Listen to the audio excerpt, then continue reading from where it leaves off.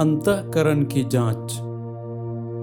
अंतःकरण की जांच एक बहुत ही सरल एवं शक्तिशाली चिंतनशील प्रार्थना है।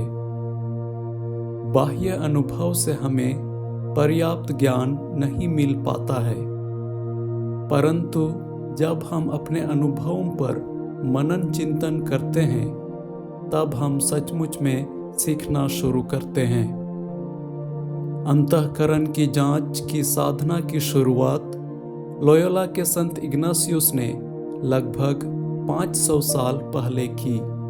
यह हमें दैनिक जीवन में ईश्वर की उपस्थिति का अनुभव करने में हमारी मदद करती है। इसमें हमारे जीवन को रूपांतरित या परिवर्तित करने की क्षमता होती है, क्योंकि गहराई से स्वमूल्यांकन करने में यह हमारी सहायता करती है।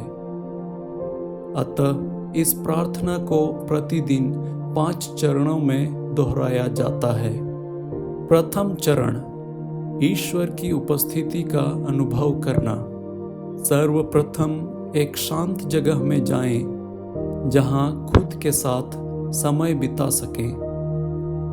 मंद गति से सांस लें और उस पर अपना ध्यान केंद्रित करें। इससे आपका मन शांत हो जाता है। अब इस निर्वता अवस्था में ईश्वर की उपस्थिति का अनुभव करें। कल्पना करें कि कैसे ईश्वर प्रेम से आपका स्वागत कर रहे हैं। द्वितीय चरण, दैनिक गतिविधि की समीक्षा करना। कुछ देर के लिए उस दिन की गतिविधियों पर मनन चिंतन करें।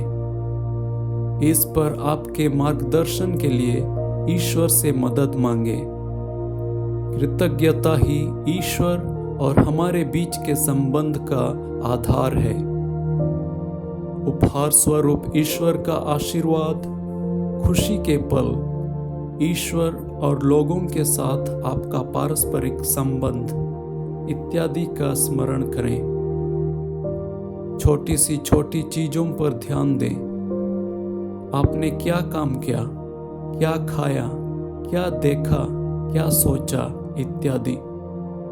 इन तमाम गतिविधियों पर ईश्वर की उपस्थिति को तलाशने की कोशिश करें। तृतीय चरण, अपनी अनुभूति का अवलोकन करना। इस चरण में पूरे दिन की गतिविधियों से उजागर हुई अपनी अनुभूतियों पर ध्यान दें। आपने कब शांति, आनंद, सुख, संयोजन इत्यादि का अनुभव किया। उन सभी पलों को याद करें जहां आपने स्वयं को ईश्वर के करीब महसूस किया।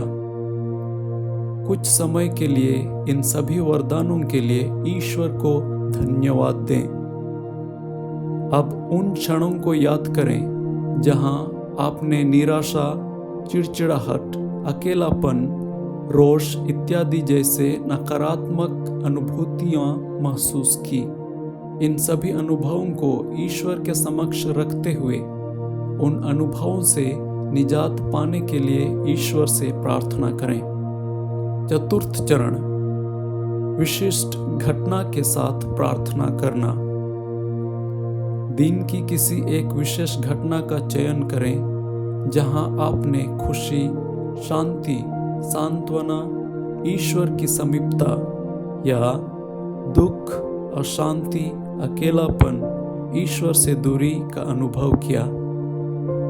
इस अनुभूति का विस्तार पूर्वक अवलोकन करें और पवित्र आत्मा के सहयोग से ईश्वर का धन्यवाद करें या उनसे क्षमा मांगे।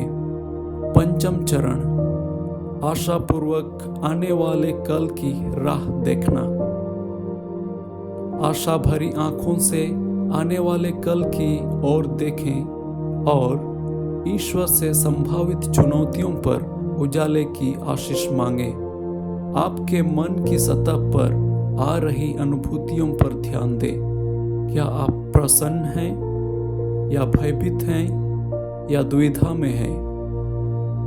इन अनुभवों को प्रार्थना में परिवर्तित होने दें। आपको कल के लिए कौन सी अनुग्रह की जरूरत है?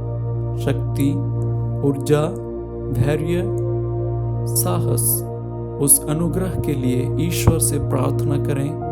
जितना अधिक आप अपने अंतःकरण की जांच करेंगे, उतना ही आप खुद को बेहतर जानेंगे और अपने जीवन में परिवर्तन और खुशी लाएंगे।